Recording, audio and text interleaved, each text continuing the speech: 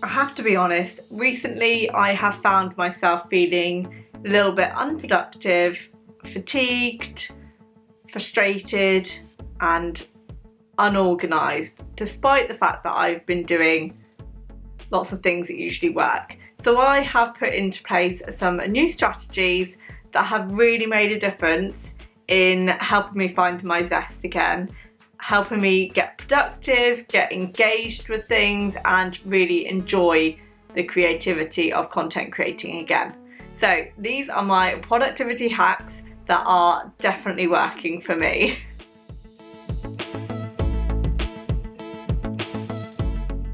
Hi, my name's Rachel. I do videos about decluttering, minimalism and my no spend year, and I have been trying to live a more simple, intentional life, but life still feels busy, and me trying to keep up with everything was feeling chaotic and it was feeling like I wasn't in control, and I was kind of lacking that productivity, that zest that I have for work usually. So I have put in place some really good hacks that have really made a difference to how productive I am.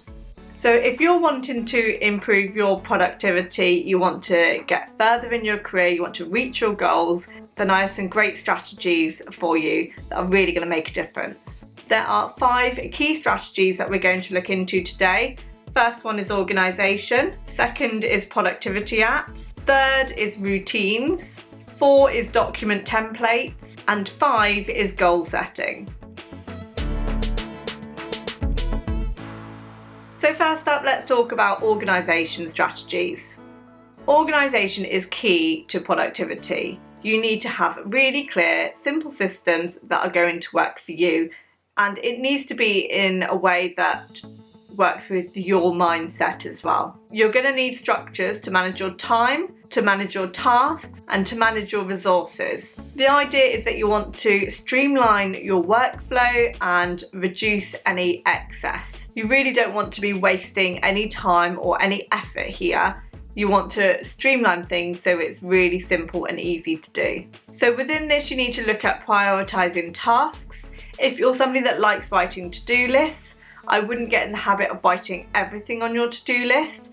I am guilty of writing a massive list of things to do and then feeling like I can't do them, but actually I've wasted time writing things on the list that didn't need to be on the list. If there are 1-minute tasks that can be done straight away, the effort that it would take to write on the list, I could have done the task. And I think you need to change that mindset and thinking that, well, I can group these together and do it later. Well, actually, you've just made a bigger group of things to do that didn't need to be like that. So all those little 1-minute jobs, try and get done straight away as soon as they come in, so that they are not building up to a bigger thing. Keep your to-do list to those key things that are really important that you must do, and then prioritise them. What is that job that needs to be done immediately?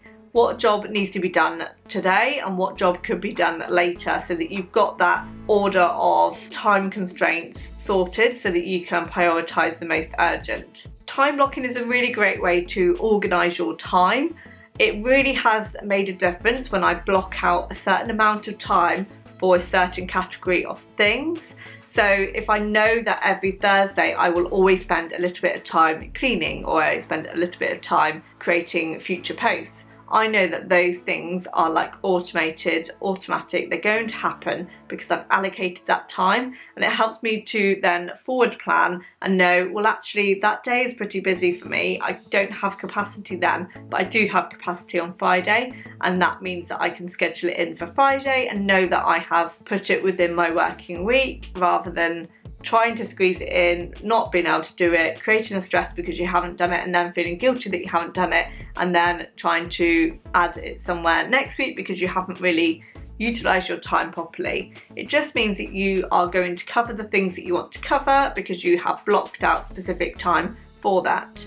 And within that, it's going to stop you from doing that multitasking, which is definitely something I'm guilty of. I will flit from one thing to another, but actually if I time block, I know that I have to do that thing within that time. If I finish it earlier, great, then I can move on. If I don't, then I know that I need to allocate more time in future for that kind of thing, so that I am not making things difficult for myself. So be realistic about the amount of time that you need to block out for certain things. As I was saying about to-do lists, only keep the important things on that to-do list, and with each item, make sure that you break down that item into actionable tasks. That means you're more likely to succeed because you know exactly what you need to do to be able to tick that thing off the list. So if it's sorting out something with a client, you need to read the email, you need to sort out the product that they need, and then you need to ship it, etc. But you have allocated all the tasks relevant for that main task to be ticked off. And within organisation, it is really important that you don't have unnecessary stuff within your space. So declutter, whether that's physical clutter on your work desk, in your drawers, around the office, or is it digital clutter, as in you've got too many folders that they're not organised in the right way. Find a way that is really simple and strategic so that you're not having excess than you really need. Next up, let's talk productivity apps that I'm really enjoying at the minute. I have just seen some videos from, I think it was Modern Millie, where she talked about using Notion. Really love the way that it works. I'm not quite fully able to create my own templates yet, but she had some great templates for content creators to be able to organise the time, and that is what I was struggling with. I was using my notebook to map out on a diary, like a monthly overview, what was happening where, which does work to an extent, but it did feel like I wasn't able to, it meant that I couldn't plan when I was going to write the post, when I was going to film it, when I was going to edit it, when I was going to post it. It was missing some of those elements for me, and it just means that I have got that overview of what I'm doing when, and there are so many different productivity templates within Notion that really can be utilised however you like. You can use it for personal life, for travel, for work, and there's lots of things that are on there that are completely free, and that's all I've used is a completely free version, and that does the job for me. It gives me the opportunity to see a calendar, to import my stuff onto a calendar, and it just feels like cohesive, and it feels like I have a thorough plan going on. I've got it on my desktop, on my laptop, and I've also got it on my phone. Should I ever want to just check something, I can have a little look through on my phone as well. And I think something else that I've found really helpful lately that I'm quite new to is voice notes, and I feel like they are a great time saver for you just blurting out ideas and things, and knowing that you can come back to that and listen to your train of thought. Whereas sometimes when I write down things, I don't always write down fully what I mean because I'm rushed for time, but it's easier to speak into a microphone and say exactly what you're thinking in a record, and then save that recording to come back to. And I'm really going to utilise this moving forward. So have a look online and see if there are any different productivity apps that you might find that you prefer the style of. I know there's a couple, like Evernote is a productivity app where you can have things organised in note form. I'd be keen to hear some other suggestions for productivity apps below if you have any, so that we can help each other out and go off recommendations. Notion is my first one that I've kind of really delved into, so I haven't gone looking for any others at this point, but I would love to know some other suggestions, and it might be something that is more helpful in some ways than others. So yeah, share that below. If you enjoyed this video so far, don't forget to give it a thumbs up and press subscribe if you want to see more videos about decluttering, minimalism and my no spend year. Don't forget to press the bell so that you get notified when my next video is uploaded. And don't forget to leave a comment and interact with my page, because it really does make a difference to it being seen by others.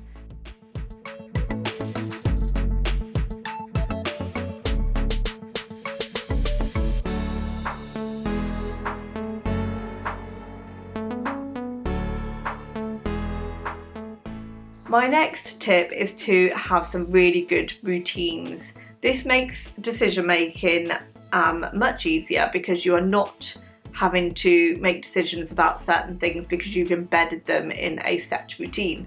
So start small with that. So it could be as simple as having a really simple morning routine to help you get ready for the day, It could be that you utilise your getting ready, your makeup and exercise within that routine, so that it's not allowing your brain to have to overthink.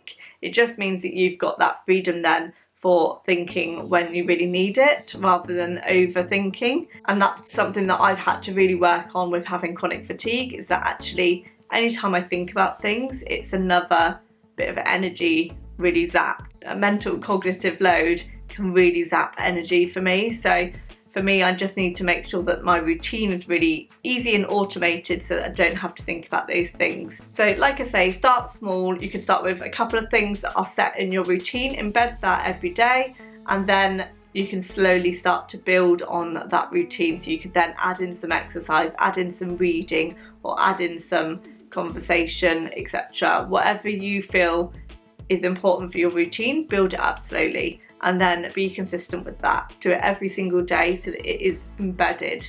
And regularly review your routine. If you're finding that something isn't working, or it's too much or too little, then adjust it.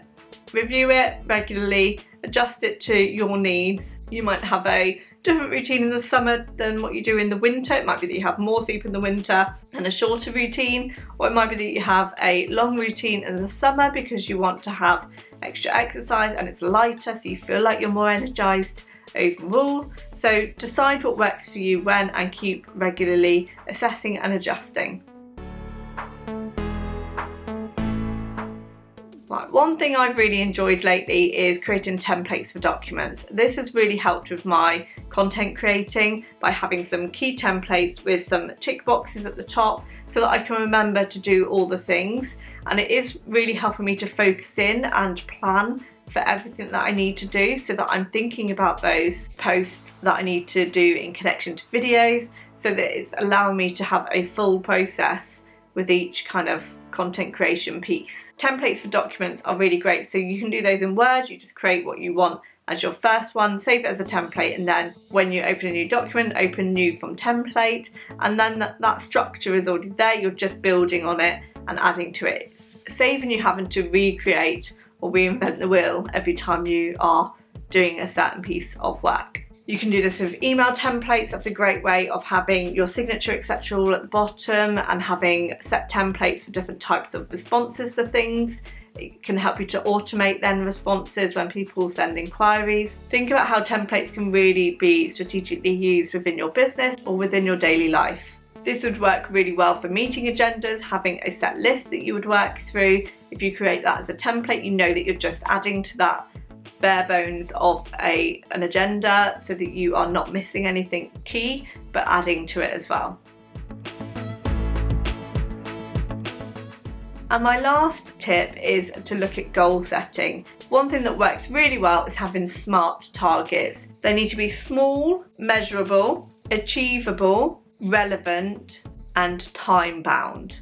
So that is the process when you are setting goals. So they need to be small. You need to make sure that it's something that you can do. You need to be able to achieve it within a certain time frame. That's your time bound. Measurable by having actions associated to the target, so that you can measure your progress on your goal by achieving those actions. And it needs to be relevant to what you are doing or to what you're motivated towards. How is it relevant to you? Why are you doing this? What is the purpose of this? Because having that why really motivates you to want to achieve your goal. So all of these productivity hacks are really going to enhance your everyday life. It's going to make things that little bit easier to manage, a little bit easier to monitor progress, and it's going to free up some time that you have been wasting perhaps on unnecessary tasks and activities. Let me know in the comments if you've got any other productivity hacks that you think would help somebody else, and I shall be back for more videos soon. Take care. Bye.